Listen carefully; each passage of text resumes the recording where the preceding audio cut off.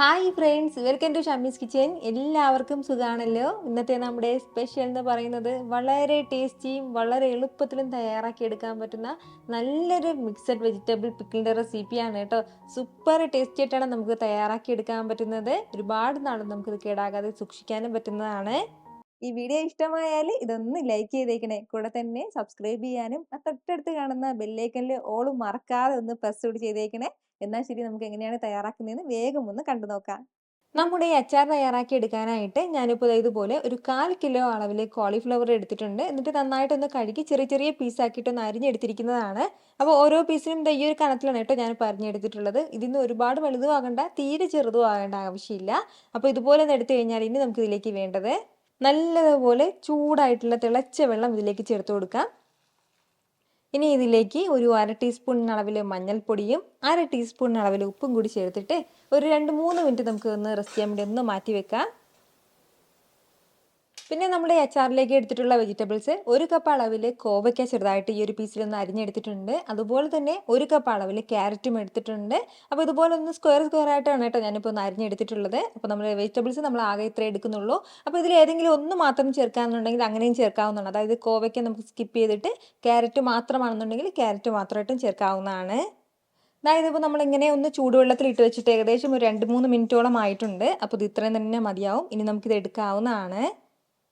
ഇനി നമ്മുടെ അച്ചാറിന് വേണ്ടിയിട്ടുള്ള ചെറിയൊരു കൂട്ടും തയ്യാറാക്കി എടുക്കാനായിട്ടുണ്ട്. അപ്പോൾ അതിന് വേണ്ടിയിട്ട് മിക്സിയുടെ ജാറിലേക്ക് ആദ്യം നമുക്ക് 1.5 ടേബിൾ സ്പൂൺ അളവിൽ കടുക് ചേർത്ത് കൊടുക്കാം.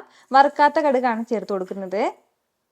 കൂടെ 1 ടീസ്പൂൺ നിറയെ മുഴുവൻ ഉലുവയും കൂടി.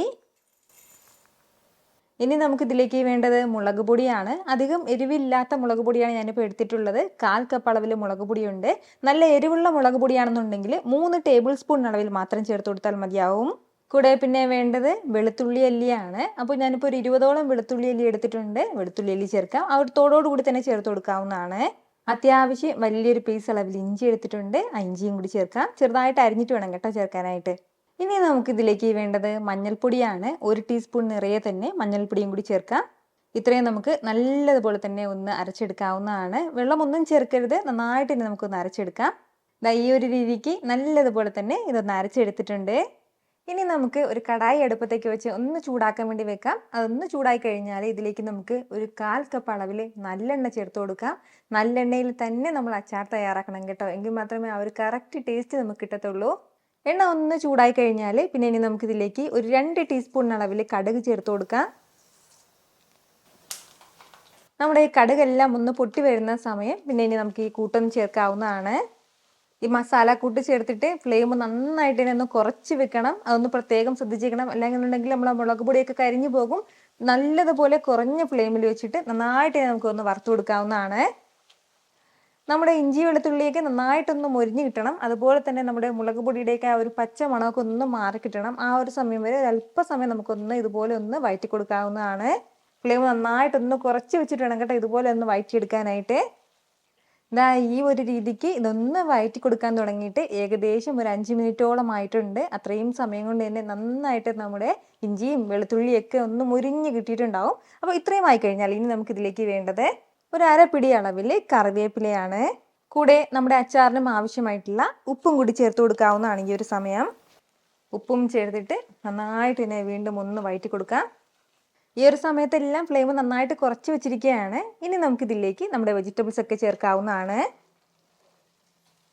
പച്ചക്കറികളും ചേർത്തിട്ട് എല്ലാം കൂടി നല്ല രീതിക്ക് തന്നെ ഇളക്കി യോജിപ്പിച്ച് കൊടുക്കാം.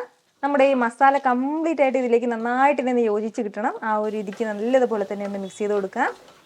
ഇതുപോലെ ഒരു മിക്സഡ് വെജിറ്റബിൾ അച്ചാർ നിങ്ങൾ ഒരു തവണ തയ്യാറാക്കുകയാണെന്നുണ്ടെങ്കിൽ ഇടയ്ക്കിടയ്ക്ക് നിങ്ങൾ ഇതുപോലെ ചെയ്യും കേട്ടോ. ഈ ഒരു രീതിക്ക് നല്ലതുപോലെ ഞാനിതൊന്ന് ഇളക്കി യോജിപ്പിച്ചെടുത്തിട്ടുണ്ട്. അപ്പോൾ ഇത്രയും ആയിക്കഴിഞ്ഞാൽ ഇനി നമുക്കിതിലേക്ക് വേണ്ടത് 2 ടീസ്പൂൺ അളവിൽ കായപ്പൊടിയാണ്. അപ്പോൾ ഒരു കായപ്പൊടിയും കൂടി ചേർത്ത് കൊടുക്കാം. ലാസ്റ്റിൽ നമുക്ക് ഒരു 1/4 കപ്പ് അളവിൽ വിനീഗറും കൂടി ചേർത്ത് കൊടുക്കാം. അപ്പോൾ നമ്മൾ ഈ വിനാഗിരി ചേർത്ത് കൊടുക്കുമ്പോഴത്തേക്കും ഏകദേശം 1.5 മാസത്തോളം നമ്മുടെ ഈ അച്ചാർ കേടാകാതെ ഇരിക്കും കേട്ടോ. അതല്ല ഈ വിനാഗിരിക്ക് പകരം നമുക്ക് നാരങ്ങ നീര് വേണമെന്നുണ്ടെങ്കിൽ നാരങ്ങ നീരും ചേർക്കാവുന്നതാണ്. എങ്കിൽ പിന്നെ 2 ആഴ്ച വരെ ആയിരിക്കും നമുക്കിത് ഫ്രിഡ്ജിൽ സ്റ്റോർ ചെയ്യാൻ പറ്റുന്നത്. എല്ലാ സമയത്തും ഫ്ലെയിം നല്ലതുപോലെ ഒന്ന് കുറച്ച് വെക്കാൻ വേണ്ടി പ്രത്യേകം ശ്രദ്ധിച്ചേക്കണം. വിനാഗിരിയും ചേർത്തിട്ട് എല്ലാം കൂടി വീണ്ടും ഒന്ന് മിക്സ് ചെയ്ത് കൊടുക്കുകയാണ്. കാരണം നമ്മുടെ പച്ചക്കറി നന്നായിട്ട് വെന്ത് പോകാൻ വേണ്ടി പാടില്ല. നല്ലതുപോലെ ചൂടായി കിട്ടിയാൽ മാത്രം മതിയാവും. അതൊന്ന് പ്രത്യേകം ശ്രദ്ധിച്ചേക്കണം. അപ്പോൾ ദാ ഈ ഒരു രീതിക്ക് ഇതെല്ലാം കൂടി ഒന്ന് ഇളക്കി യോജിപ്പിച്ച് കഴിഞ്ഞാൽ നമ്മുടെ സൂപ്പർ ടേസ്റ്റി ആയിട്ടുള്ള അച്ചാർ ഇവിടെ റെഡി ആയിട്ടുണ്ട് കേട്ടോ. ഫ്ലെയിം ഒന്ന് ഓഫ് ചെയ്ത് കൊടുക്കുകയാണ്. അപ്പോൾ ഇനി ഇതിൻ്റെ കറക്റ്റ് ടേസ്റ്റ് എപ്പോഴാണെന്ന് വെച്ചാൽ ഒരു 2-3 ദിവസം നമ്മളിത് ഇങ്ങനെ ഒന്ന് വെച്ചിരിക്കണം. ഫ്രിഡ്ജിൽ വെച്ചിരിക്കാവുന്നതാണ്. അല്ലാന്നുണ്ടെങ്കിൽ പുറത്ത് വേണമെങ്കിൽ പുറത്തും സൂക്ഷിക്കാവുന്നതാണ്. ആ 2 ദിവസത്തിന് ശേഷമായിരിക്കും ഇതിലേക്ക് ഈ കംപ്ലീറ്റ് മസാലയും നമ്മുടെ വെജിറ്റബിൾസിലൊക്കെ പിടിച്ചിട്ട് നല്ല സൂപ്പറായിട്ട് റെഡിയായിട്ട് സെറ്റായിട്ടുണ്ടാകും കേട്ടോ. നമുക്ക് ഇഷ്ടമുള്ള എന്തിൻ്റെ കൂടെ വേണമെന്നുണ്ടെങ്കിൽ നമുക്ക് ഈ അച്ചാർ എടുക്കാവുന്നതാണ്. ചൂട് ചോറിൻ്റെ കൂടെയോ ചപ്പാത്തിയുടെ കൂടെ ഇതൊക്കെ നമ്മുടെ ഇഷ്ടമാണ്. എന്തിൻ്റെ കൂടെ വേണമെങ്കിൽ സൂപ്പർ കോമ്പിനേഷനാണ്. ട്രൈ ചെയ്ത് നോക്കുന്നവരൊക്കെ മറക്കാതെ നിങ്ങളുടെ ഫീഡ്ബാക്ക് ഒന്ന് അറിയിച്ചേക്കണം. കാരണം നിങ്ങളുടെ ഫീഡ്ബാക്ക് കാണുമ്പോഴായിരിക്കും അത് മറ്റുള്ളവർക്കും തയ്യാറാക്കി നോക്കണം എന്നുള്ളൊരു പ്രചോദനം ഉണ്ടാകുന്നത്. എത്ര രുചികരമായിട്ടും എളുപ്പത്തിലാണല്ലേ നമ്മൾ തയ്യാറാക്കി എടുത്തിട്ടുള്ളത്. അപ്പോൾ ഈ വീഡിയോ ഇഷ്ടമായാൽ ഇതൊന്ന് ലൈക്ക് ചെയ്യാനും കൂടെ തന്നെ നിങ്ങളുടെ ഫ്രണ്ട്സിനും ഫാമിലിക്കും എല്ലാവർക്കും ഇതൊന്ന് ഷെയർ കൂടി ചെയ്ത് കൊടുത്തേക്കണം. ഇതുപോലുള്ള റെസിപ്പിക്ക് വേണ്ടിയിട്ട് നമ്മുടെ ഷമീസ് കിച്ചൻ ചാനൽ ഫോളോ ചെയ്യാനും സബ്സ്ക്രൈബ് ചെയ്യാനൊന്നും ആരും മറക്കരുത്. വീണ്ടും നല്ലൊരു ഉഷാർ വീഡിയോ ആയിട്ട് നാളെ കാണാം. അതുവരേക്കും എല്ലാവരും ഹാപ്പി ആയിട്ടിരിക്കുക, സന്തോഷമായിട്ടിരിക്കുക, എല്ലാവരും സേഫ് ആയിട്ടിരിക്കണം. Take care friends. ടാറ്റാ.